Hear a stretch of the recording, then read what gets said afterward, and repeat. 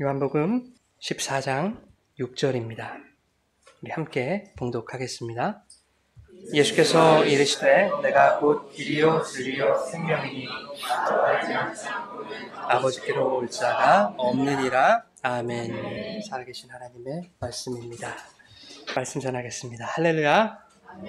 하나님 아버지와 예수 그리스도로부터 오는 은혜와 평강이 이 시간 여러분 가운데 함께 하시기를 예수님의 이름으로 축원합니다. 아멘. 오늘은 행복의 길 예수 그리스도라는 제목으로 말씀의 은혜 나누겠습니다.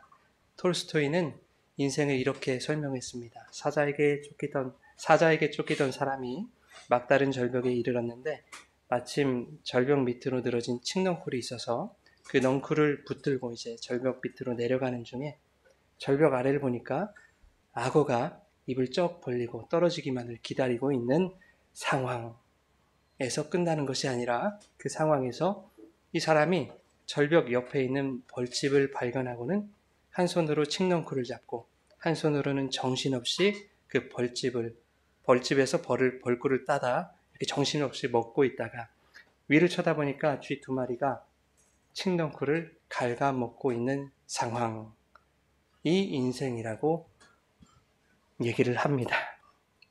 요약해보자면 무슨 말일까요? 첫 번째, 인생은 참 복잡하다. 인생은 참 어렵다. 둘째는 인생에는 위기가 찾아온다. 셋째는 그 위기 속에서도 눈앞에 꿀을 탐닉하는 어리석은 존재가 인간 아닌가. 네 번째, 아주 중요합니다. 인생의 끝에는 반드시 무엇이 기다리고 있다? 죽음이 기다리고 있다. 그렇다면 우리가 살아가는 이 인생은 인간에게 참으로 가혹한 것 아니겠습니까?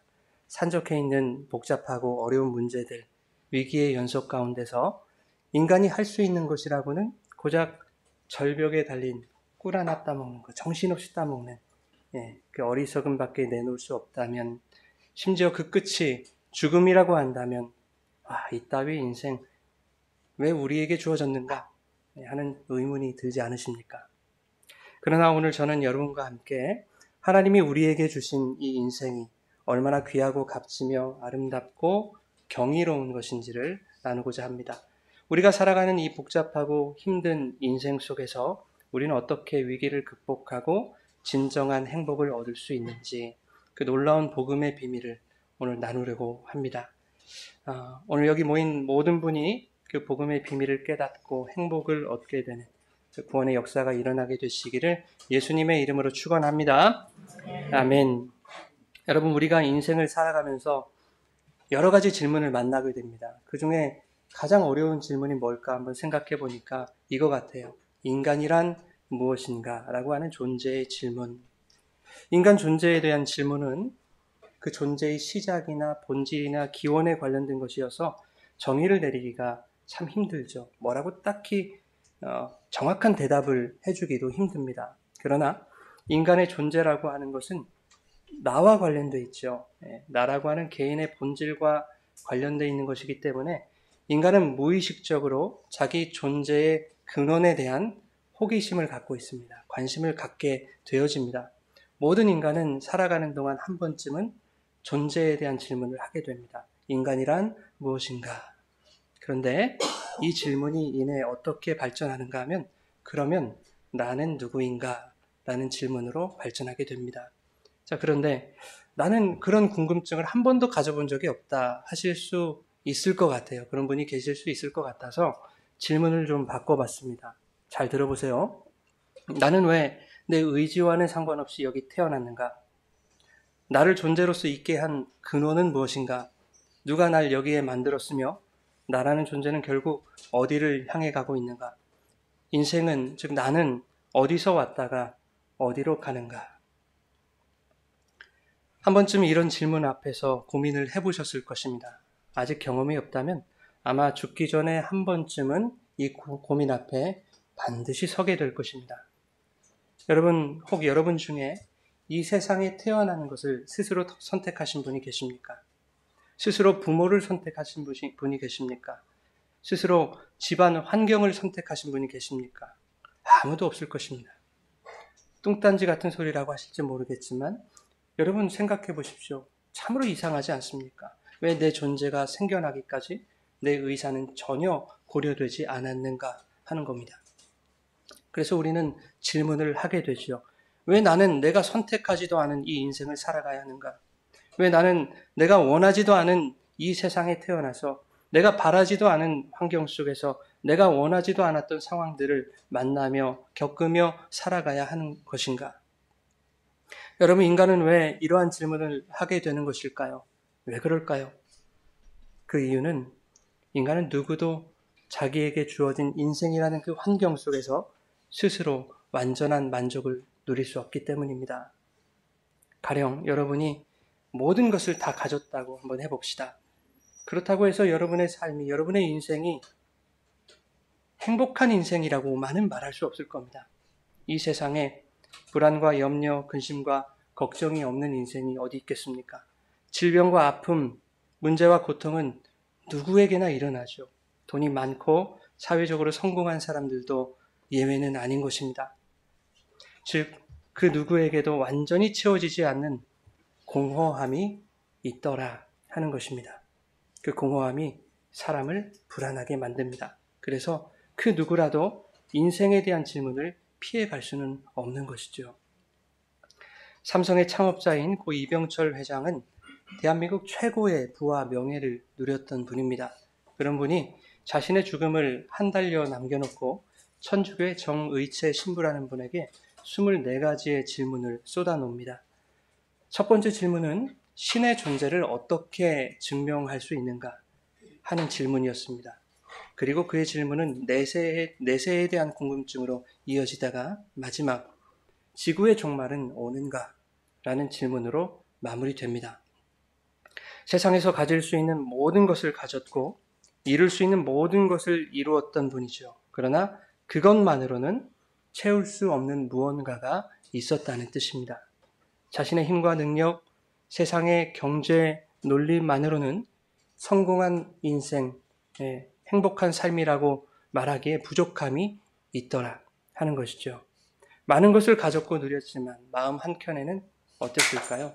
뻥 뚫린 항아리처럼 그런 구멍이 있더라 하는 겁니다. 다 가지고 다 누린 자에게도 그 무엇으로도 채울 수 없는 공허함이 있다는 것입니다. 고 이병철 회장은 이 공허함을 세상을 떠나기 얼마 전에 느낀 것은 아닐 겁니다. 평생 씨름하면서 자신의 힘과 노력으로 자신이 가진 것으로 채워보려고 열심히 애를 썼을 것입니다. 그러나 인생 막바지에 이르자 죽음이라는 문턱 앞에서 자신이 가진 세상의 것으로는 절대로 채워지지 않는 절대적인 공허가 있다. 라고 느꼈을 것입니다. 그것이 비로소 현실적인 두려움으로 밀려들지 않았을까 생각이 됩니다. 그가 느낀 공허는 죽음에서 비롯한 것이었습니다. 그래서 그의 마지막 질문이 지구의 종말은 오는가? 이 종말에 관한 것이었고 자신이 해결할 수 없는 그 종말의 문제를 만약 신이라는 분이 해결해 줄 수만 있다면 그 신의 존재에 대한 확증과 확신이 반드시 필요했던 겁니다. 그래서 그분의 첫 질문이 신은 과연 존재하는가? 어떻게 증명하는가? 라는 질문이었던 겁니다. 인생에 대한 질문은 어떠한 인생도 스스로 완전한 만족을 이룰 수 없다는 그 공허함으로부터 출발했습니다. 그런데 그 공허함은 근본적으로 언젠가 자신에게 찾아올 죽음과 종말에서 비롯된 것입니다. 그래서 나는 누구이며 어디로부터 왔는가? 라는 이 인생의 질문은 자연스럽게 죽음, 이 종말에 대한 물음으로 이어질 수밖에 없습니다. 나에게 닥칠 죽음의 문턱에서 나는 과연 어디로 가게 될 것인가?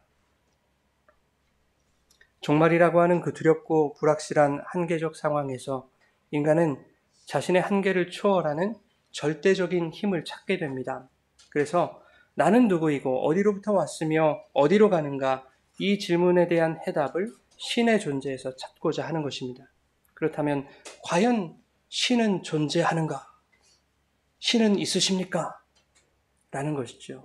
사실 이것이 인생의 가장 핵심적인 질문이 아닐까 저는 생각합니다. 신이 만약 있기만 하다면. 그런데 신은 없다고 규정해버린 사람들도 있죠. 굳이 신이 필요치 않은 사람들입니다. 무신론자들, 불가지론자들입니다. 그러나 사실 그들은 신을 부정하고 있는 것이 아니죠. 자기 자신을 믿는 겁니다. 자기 자신을 신의 자리에 올려놓은 것이죠. 인생의 문제와 공허를 스스로 해결해 보겠다는 사람들입니다. 그들은 인생을 열심히 살아갑니다. 여러분, 열심히 살아가는 것 좋은 일이죠. 열심히 살아가십시오. 그러나 그렇게 내 힘과 능력으로 열심히 이루고 성취하며 살아가는 그 인생에도 무엇이 찾아옵니까? 공허가 찾아옵니다. 고통이 찾아오고 슬픔이 찾아옵니다. 근심과 염려가 있기 마련입니다. 그럴수록 그들은 더 많은 것을 이루고 성취하면 해결될 것이라고 생각합니다. 내가 원하는 것을 더 많이 가지고 누리는 것으로 행복해질 수 있다고 여깁니다. 그러나 인생은 그렇게 호락호락하지 않습니다. 대한민국에서 가장 성공했던 고 이병철 회장도 불가능했단 말이죠. 열심히 살아서 많은 것을 이루었는데도 불구하고 그 공허가 사라지지 않으면 인간이 스스로 내릴 수 있는 마지막 결정이 무엇입니까? 어떤 이들은 생을 마감하기도 합니다. 죽으면 끝이라는 거죠. 죽으면 알 수도 없고 느낄 수도 없으니 진정 죽음이야말로 모든 고통에서 해방되는 길이다 라고 생각하는, 착각하는 사람들도 더러 있습니다. 여러분, 재벌가 사람들이, 높은 자리에 있는 사람들이 목을 메고 투신을 하는 그런 일들이 심심치 않게 일어나죠. 왜 그렇겠습니까, 여러분? 자기가 가진 것으로 채워지지 않는 커다란 구멍이 있는 겁니다. 인기와 부를 가진 연예인들이 스스로 목숨을 끊는 안타까운 일들이 종종 발생합니다. 무엇이 문제겠습니까? 뉴스 신문에는 여러 가지 이유들을 대고 있지만 그것은 부차적인 것일 뿐이지요. 원인은 무엇입니까? 그 많은 돈과 인기로도 채워지지 않는 공허가 있다는 겁니다. 천재 수학자이자 철학자인 파스칼은 이렇게 말했습니다. 만일 인간이 진실로 행복하다면 인생에 대해서 생각하는 것으로부터 주의를 돌릴 필요가 없을 것이다. 무슨 뜻일까요? 만일 우리의 인생이 행복하다면 그것에 신경 쓰지 않으려고 애쓸 필요가 없다는 뜻입니다. 그가 살아가는 인생이 정말로 행복하다면 그 인생에 대한 질문 자체가 필요 없다는 뜻입니다. 행복하다면 굳이 인생에 대한 질문 없이 그냥 그 인생 마음껏 즐기고 누리면 되는 것 아니겠습니까? 행복하다면 내세에 대한 궁금증이나 신에 대한 호기심 따위로 주의를 돌릴 필요가 없다는 겁니다. 그러나 이 세상에 인생을 마냥 행복하다고 즐기고 누릴 수 있는 사람은 단 한 사람도 없는 것이요. 모든 것을 가지고 누렸던 재벌 회장도, 천재 수학자, 천재 철학자였던 그 파스칼도 그럴 수 없었다는 겁니다. 그렇다면 인간은 왜 스스로 완전한 행복을 얻을 수 없는 걸까요? 인간은 왜 자신의 능력으로 자신 안에 있는 뻥 뚫린 그 구멍, 그 공허감을 메울 수 없는 것일까요? 그 이유는 모든 인간은 하나님으로만 만족할 수 있도록 창조되었기 때문입니다. 하나님으로만 만족할 수 있도록. 우리 안에 뻥 뚫린 구멍, 이 공허함은 하나님만으로 채울 수 있는 것입니다. 여러분, 물고기는 어디에서 살아야 행복할까요? 왜 하늘에서 날아다니죠? 자유롭게. 물고기는 물속에서 살아야 행복합니다. 물고기가 물이 비좁다고, 아이고 짜증난다고, 나 물 밖에서도 잘 살 수 있다고, 그렇게 행복하게 살 수 있다고 뛰쳐나오면 어떻게 됩니까? 저한테 잡아 먹힙니다. 죽습니다. 물고기가 물 밖에서 행복할 수 없는 이유는 물 밖에는 죽음이 기다리고 있기 때문입니다. 물고기에게 있어 진정한 행복은 그 물속에서 사는 것입니다. 우리의 행복도 마찬가지죠. 죽음과 공허와 뻥 뚫린 그 마음의 문제를 해결하지 못하면, 영혼의 문제를 해결하지 못하면 모든 것을 가졌다 한들 행복할 수 없는 것입니다. 그런데 죽음과 공허의 문제를 어떻게 해결할 수 있는가? 하나님이라고 하는 그 바닷속으로 뛰어드는 겁니다. 하나님의 품으로 들어가는 겁니다. 그러면 살 수 있습니다. 성경은 하나님이라는 바다에서 뛰쳐나오는 것, 즉 하나님을 떠나는 것을 죄라고 말하고 있습니다. 오늘 특별히 VIP들이 오셨으니까 죄, 하나님 구원 뭐 이런 거 얘기하면 경기를 일으키시니까 제가 그런 표현들은 최대한 자제하려고 합니다. 그래서 죄라는 것을 불행이라는 말로 고쳐서 한번 말해보려고 합니다. 물론 이제 죄의 결과가 불행인데 그냥 불행이라고 한번 놓고 설명을 한번 해보겠습니다. 성경은 그 불행의 결과를 뭐라고 합니까? 영원한 죽음이라고 합니다. 지옥이라고 얘기 안 할게요. 영원한 사망. 지금 닭살이 올라와 있을 수도 있어요, 지금. 네, 너 말이에요. 여러분, 물고기가 행복을 찾아 열심히 점프를 해가지고 물 밖으로 뛰쳐나갔더니 어떻게 됩니까? 불행하게 됐습니다. 그죠? 열심히 노력해서 열심히 원하는 것을 이루어서 죽음에 이르게 되었습니다. 너무 공허하지 않습니까? 인간이 목표를 이루기 위해서 노력하고 애쓰는 삶은 매우 귀한 삶이에요. 그러나 진정한 행복을 얻기 위해 내 힘과 내 능력으로 공허함을 채우려는 것은 물고기가 물 밖으로 뛰쳐나가는 것과 같은 것입니다. 그것으로 죽음을 막을 수 없는 것이요. 죽음을 향해 달려가는 것이나 마찬가지인 것입니다.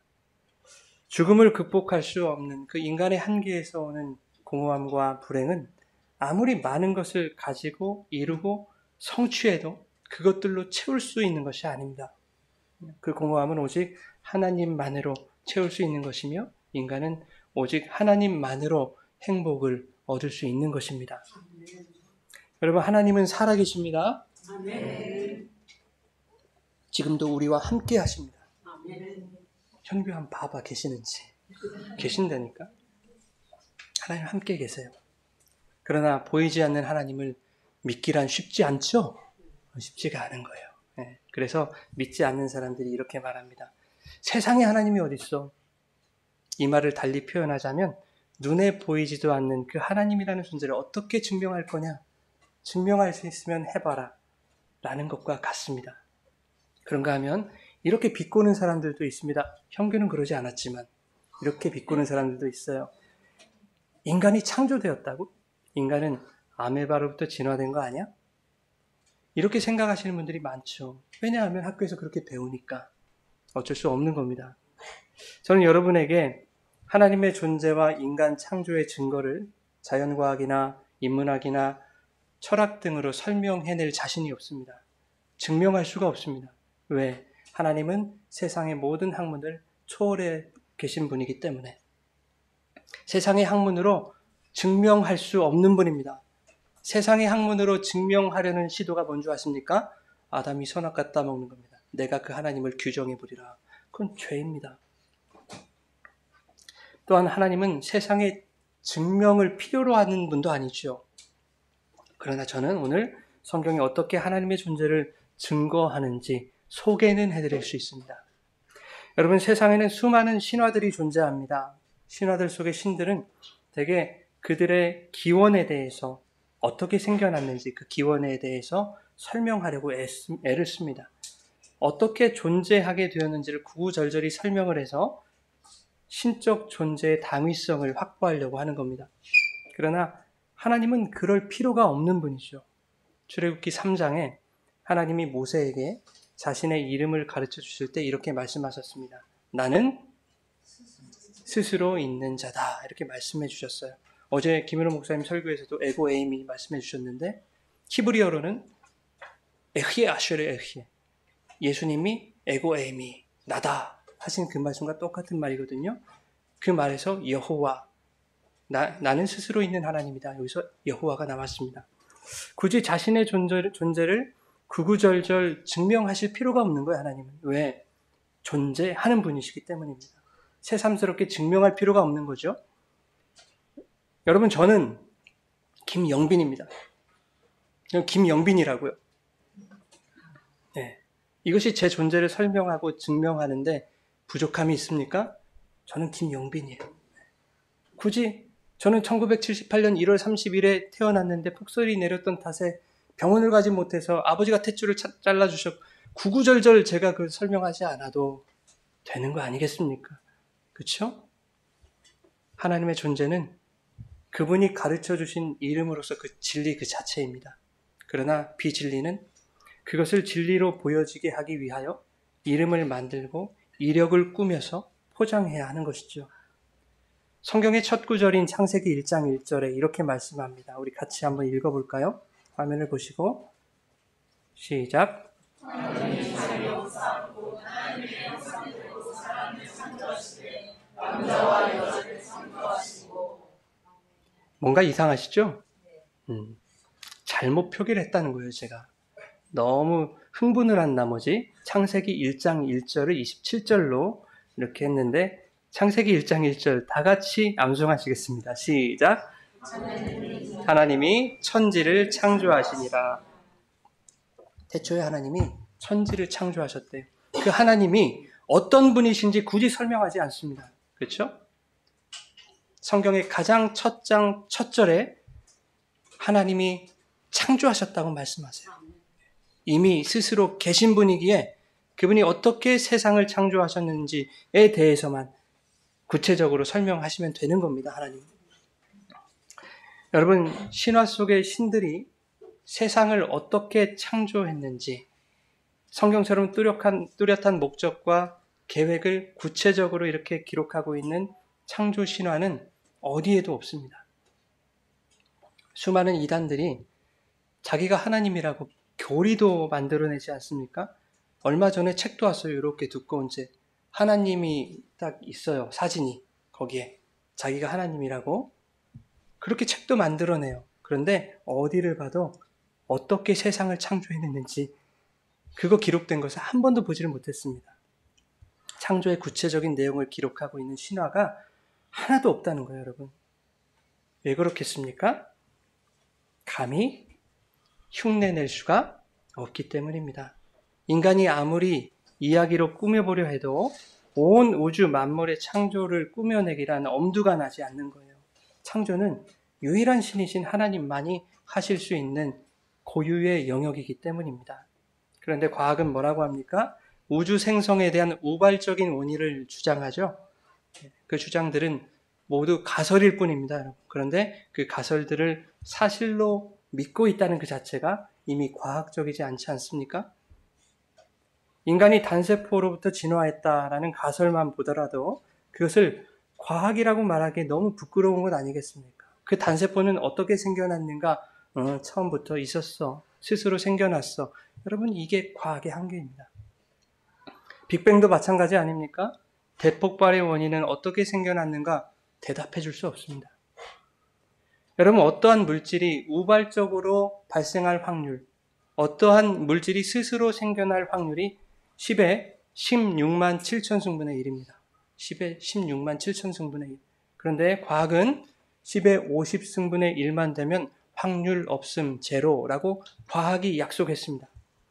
그런데 그럼에도 불구하고 10의 16만 7천 승분의 1의 확률을 믿는 것이 그것이 어디 과학이라고 할 수 있겠습니까, 여러분? 오히려 요행을 바라는 미신과 같지 않습니까? 믿음의 영역은 과학으로 증명할 수 없습니다.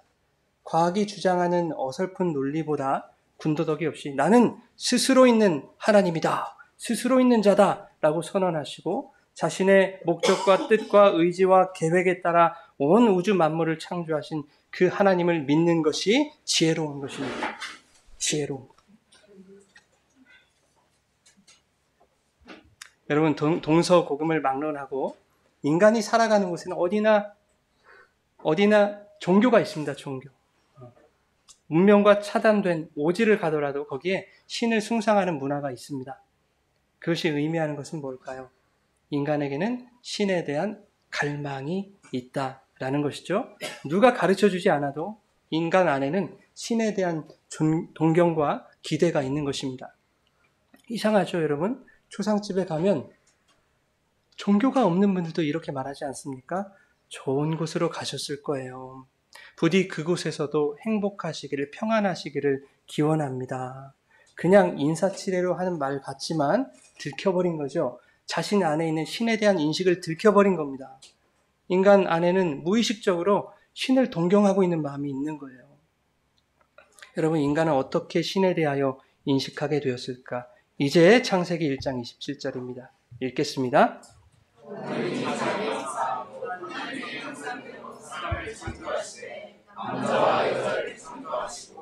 아멘. 자, 인간은 하나님의 형상, 하나님의 모양, 쉽게 말하면 하나님의 DNA, 하나님의 씨로 창조되었기 때문에 신에 대한 인식을 가지고 살아갈 수밖에 없는 것입니다. 단지 그 신이 하나님이라는 것을 모르는 것뿐입니다. 몰라서 다른 신 섬기고, 몰라서 우상 섬기고, 몰라서 점 보러 다니고 하는 거예요. 근데 신이라는 분에 대한 동경은 있는 거예요. 신은 하나님 한 분뿐인데 다른 종교나 미신으로 그 공허가 채워지겠습니까? 불가능하죠.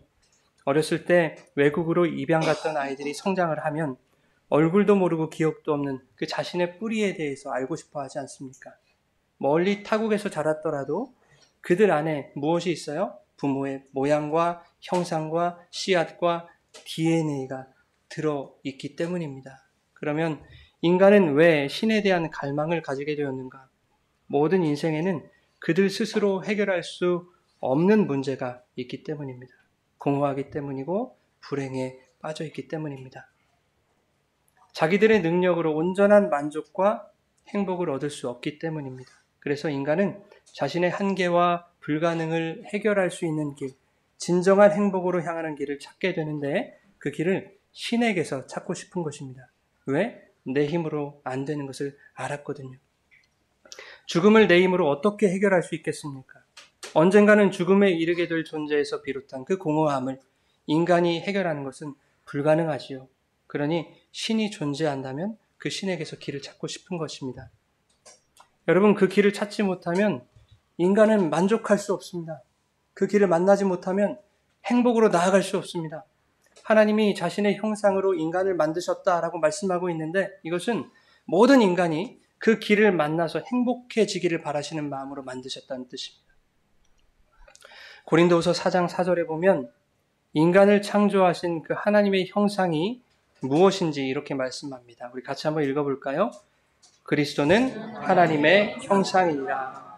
예, 예수님이 하나님의 형상, 하나님의 모양, 하나님의 씨라는 겁니다. 하나님이 예수 그리스도라는 형상으로 인간을 창조하신 거예요. 이 말은 인간은 예수 그리스도를 통해서만 하나님이라는 신과 관계할 수 있다는 뜻입니다. 해외로 입양을 갔던 사람이 부모가 남겨주신 그 DNA를 근거로 하여 생부, 생모와 혈육으로 연결된 것처럼 인간은 예수 그리스도를 통해서만 하나님이라는 바다, 그분의 품으로 들어갈 수 있다는 것입니다. 바다 이야기가 나오니까 저희 바다를 가는 모세가 또 왔네요. 우리 모세. 아버지 교회 안 가고 또 여기 괜찮겠지? 고마워. 여러분, 인간이 신을 찾는 이유는 내 힘으로는 완전한 행복을 누릴 수 없기 때문이었습니다. 그 원인은 죽음과 종말이라는 인간의 한계로부터 비롯된 것이었습니다. 그런데 하나님은 죽음의 한계를 뚫고 진정한 행복으로 향할 수 있는 길을 우리에게 자신의 형상이요 자신의 씨인 예수 그리스도로 이미 주셨다는 것입니다. 태초에 하나님이 천지를 창조하실 때, 우리를 만드실 때, 그런데 사람들은 자신 안에 이미 찾아오신 그 예수님을 감지해내지 못하고 있을 뿐입니다. 이미 들어오셨는데. 요한복음 1장 10절에 이렇게 말씀합니다. 제가 읽어드릴게요. 세상은 그로 말미암아 지은 바 되었으되 세상이 그를 알지 못하였다.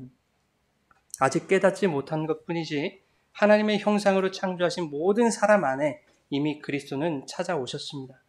찾아오셨습니다. 그 안에. 여러분의 마음속에 이미 예수 그리스도께서 임하여 주셨습니다.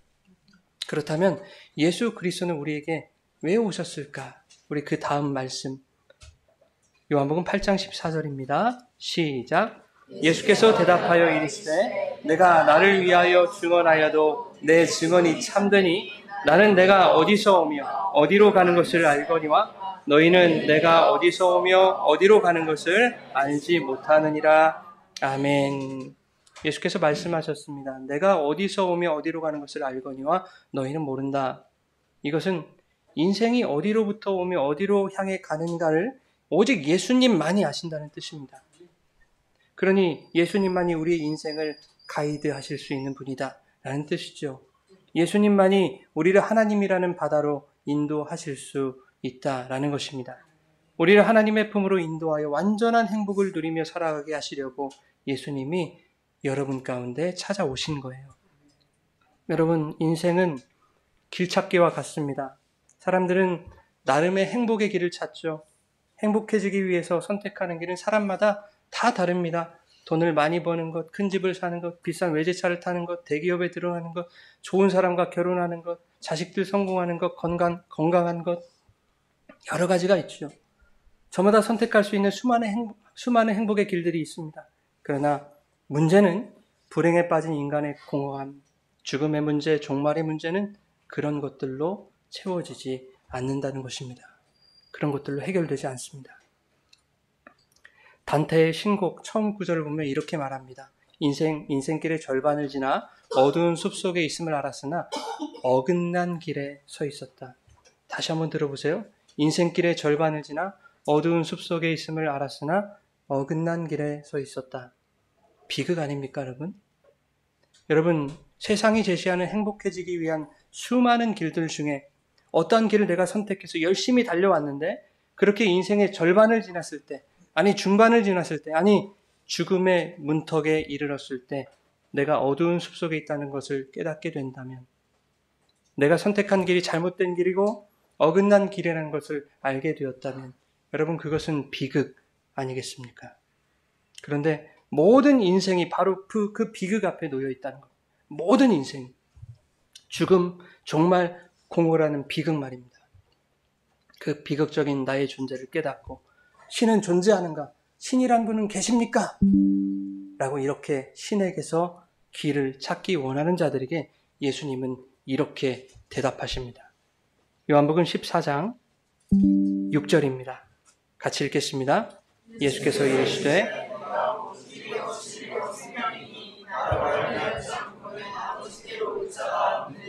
아멘. 죽음이라는 한계에 부딪혀 어디로 흘러가는 인생인지 갈피를 잡지 못하고 불안해하는 자들에게 어디로부터 와서 어디로 가는지 정확히 아시는 예수께서 진정한 행복으로 향하는 길과 공허를 채우는 진리와 죽음의 한계를 뚫는 생명으로, 길과 진리와 생명으로 여러분에게 찾아와 주신 것입니다. 그런데 성경은 우리에게 중요한 한 가지를 요구하고 있습니다. 요한복음 1장 12절입니다. 영접하는 자, 곧 그 이름을 믿는 자들에게는 하나님의 자녀가 되는 권세를 주셨으니. 아멘. 우리에게 다가오신 그 예수 그리스도를 우리를 진정한 행복으로 인도하는 유일한 길로 인정하고 믿기만 하면 하나님이라는 그 넓고 깊은 행복의 바다로 들어갈 수 있다라고 말씀하고 있는 것입니다. 뭐 대단한 거 하라고 말씀하지 않으셨죠? 공부 잘해라, 돈 많이 벌어라, 높은 자리에 올라가라, 성공해라, 그래야 너 나한테 올 수 있어 말씀하지 않으셨습니다. 우리에게 그런 거 요구하지 않으셨습니다. 열심히 애쓰고 노력하고 이루고 가지는 것으로서 행복의 길을 찾을 수 없는 그 인간의 불가능을 아시는 하나님께서 자신의 아들 예수 그리스도를 행복의 길로 우리에게 보내주신 것입니다. 그러니 자기가 하나님처럼 되기 위해서 자기 힘으로 행복해지려고 선악과를 따먹어 불행해진 그 아담처럼 살지 말라는 것이죠. 내가 길을 찾는 것이 아니라 그 길이 나를 찾아오신 것을 믿고 그 길에 나를 맡기면 되는 것입니다. 그러면 행복해질 수 있습니다. 제가 3살 때 사촌형이 껌을 사러 나가는 것을 따라갔다가 길을 잃었습니다. 그때 기억이 생생합니다. 3살짜리가. 제가 거짓말 못해요. 왜냐하면 부모님 계시거든요. 얼마나 두렵고 충격적이었으면 3살 때 일을 기억하겠습니까, 여러분? 3살짜리가요. 어떻게든 살아야겠는 거예요. 정신 똑바로 차리고 이를 악물고 골목골목 다 해집고 다닙니다. 내가 해볼 수 있는 것은 다 해봤어요. 근데 더 이상 길이 보이지 않더라고요. 그때 절망했습니다. 얼마나 헤맸는지 어느덧 해는 져서 어두워졌고 지칠 대로 지친 저는 이제 담벼락에 등을 딱 대고 쭈그려 앉아서 눈물을 흘리고 있었습니다. 그런데 때마침 교복 입은 누나 2명이 제 기억이 확실한지는 모르겠어요. 뭐 경찰한테 인계를 했는지는 모르겠는데 제 기억 속에는 교복 입은 누님 2명이 저에게 딱 나타났어요. 이렇게 말합니다. 울지 마. 누나가 꼭 찾아줄게. 누나가 꼭 데려가 줄게. 이렇게 저를 안심시켰어요. 제가 할 수 있는 게 뭐겠어요, 여러분, 거기서. 그 말을 듣고, 그 말을 믿고, 그 말에 나를 맡기는 것 뿐입니다. 그래서 여러분 저 만난 거예요, 지금. 안 그랬으면 저 어디 팔려갔을 수도 있어요, 새우잡이 이런데. 전도사 시절에 힘든 일을 겪고 신세 한탄을 하면서 이렇게 하나님한테 물었습니다. 하나님, 정말 이 길 맞냐고, 정말 저 맞냐고. 다시 한번 생각해보자고, 제가 맞냐고, 이 길이. 그때 오래전 3살짜리 영빈이에게 찾아온 그 누이들이 다시 저를 찾아왔습니다. 이번에는 예수님의 감동으로 찾아왔어요. 아들아, 힘드니? 내가 너의 손을 잡고 너와 함께 걷고 있단다. 내가 가야 할 길을 알고 있으니 진정한 행복으로 너를 꼭 데려가 줄게. 내가 너의 손을 꼭 붙들고 있단다. 여러분, 길을 잃고 주저앉아 울고 있는 저에게 주님이 찾아오셨습니다. 그리고 공허한 저의 마음을 위로하시고 여전히 연약한 제 손을 붙드셔서 지금도 어디로 인도하고 계실까요? 행복으로 인도하고 계십니다. 사랑하는 여러분, 안개같이 뿌연 우리의 인생길, 공허로 가득한 인생길에서 결코 내 힘으로 행복을 찾을 수 없습니다. 행복의 길로 오신 예수 그리스도를 바라보십시오. 그분의 손에 인생을 맡겨드릴 때 이미 나에게 찾아오시고 손 내미셔서 붙들어주신 참된 그 행복을 발견하게 될 것입니다. 그 행복이 오늘 여러분에게 은혜로 가득 임하게 되기를 예수님의 이름으로 축복하고 축원합니다. 아멘. 우리 시간 같이 찬양하고 기도할 텐데요. 말씀을 준비하면서 이 찬양 떠올랐습니다. 예수의 길. 십자가를 지고 죽어야만 하는 그 확정된 길을 걸어가는 예수님, 얼마나 힘드셨겠는가. 한치 앞도 모르는 인생들의 그 공허와 불행을 사망시키기 위해 그 외롭고 힘든 길을 걸으셔야 했던 주님을 묵상하면서 우리 이 찬양 같이 불렀으면 좋겠습니다. 예수의 길.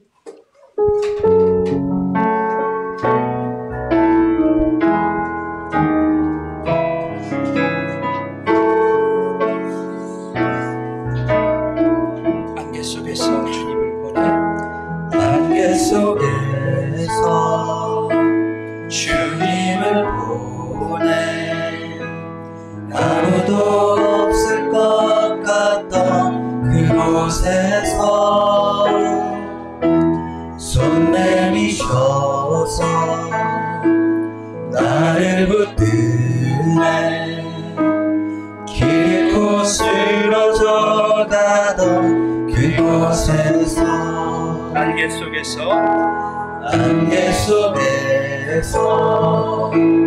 주님을 보내, 아무도 없을 것 같던 그곳에서 손 내미셔서 나를 붙드네, 길 잃고 쓰러져가던 우리 다시 한번 고백합시다. 안개 속에서 주님을 보내, 안개 속에서 주님을 보내, 아무도 없을 것 같던 그곳에서 손 내미셔서 나를 붙드네, 길 잃고 쓰러져가던 그곳에 주 말씀하시네,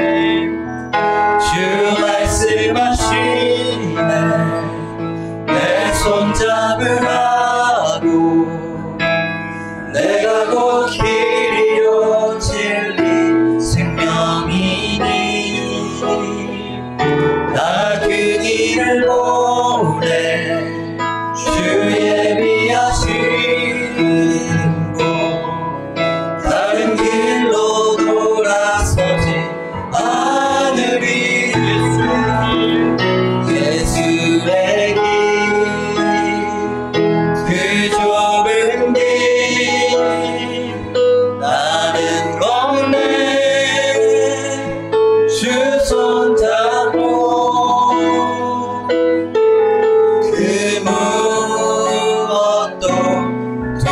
두렵지 않네. 주님 주신 약속 내게 있으니 세상의 길 그 험한 길 승리하네. 성령으로 그 무엇도 바라지 않네. 저 하늘에 내 소망. 우리 처음부터 다시 한번 찬양하겠습니다. 안개 속에서 안개 속에서 주님을 보내. 아무도 없을 것 같던 그곳에서 손 내미셔서 나를 붙드네. 길 잃고 쓰러져가는 그곳에서 주 말씀하시네. 주 말씀하시네. 내 손잡으라고. 내가 곧 길이요 진리 생명이니 나 그 길을 보내. 주 예비하시는 곳 다른 길로 돌아서지 않으리. 예수의 길, 예수의 길 그 좁은 길 나는 걷네. 주 손 잡고 그 무엇도 두렵지 않네. 주님 주신 약속 내게 있으니 세상의 길 그 좁은 길 승리하네. 성령으로 그 무엇도 바라지 않네. 저 하늘에 내 소망 있으니 예수의 길, 그 좁은 길, 예수의 길 그 좁은 길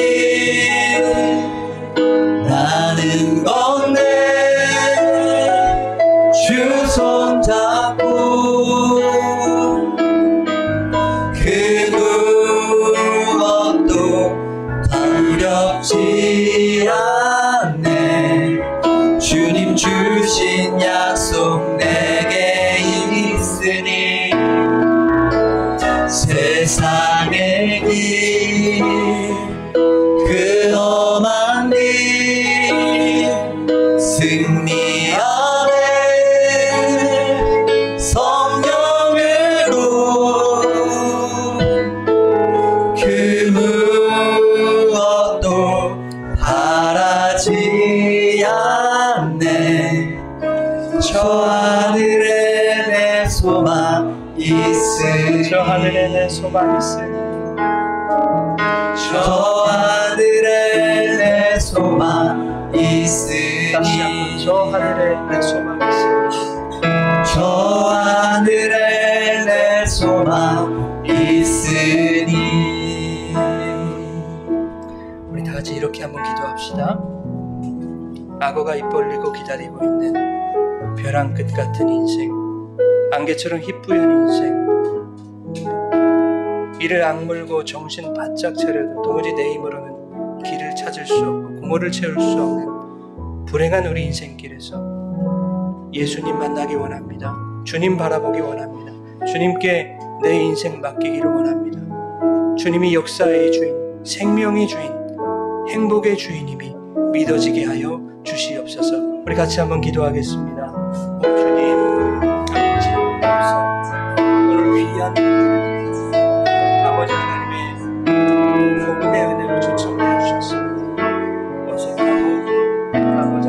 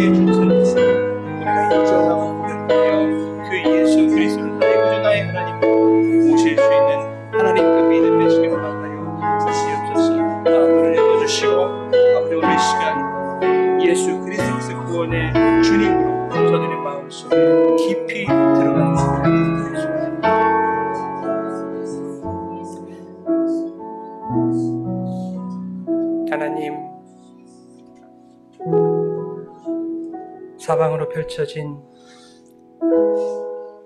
황량한 사막과 같은 그 광야에서 눈을 들어 하늘을 보니 거기 하나님이 함께하고 계셨음을, 광야도 물속이었고 광야도 하나님의 품이었음을, 그래서 광야에서도 안심하고 광야에서도 행복을 누릴 수 있는 주님과 함께 걸어가는 복된 인생들 되게 하여 주시옵소서.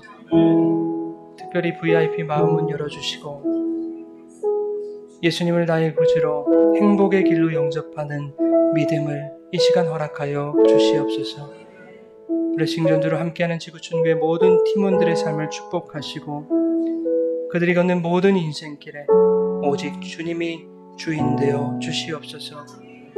귀하신 선교사님들과 함께하여 주시고 그들이 걸어가는 모든 발자국 위에 예수 그리스도만 새겨지게 하여 주시옵소서.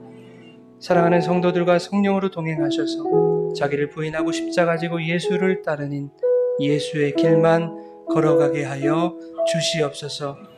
이제는 우리 구주 예수님의 크신 은혜와 하나님 아버지의 넓으신 사랑과 성령의 교통하시는 능력이 주의 사랑하는 백성들 머리 위에 이제부터 영원토록 함께 하실지어다. 아멘.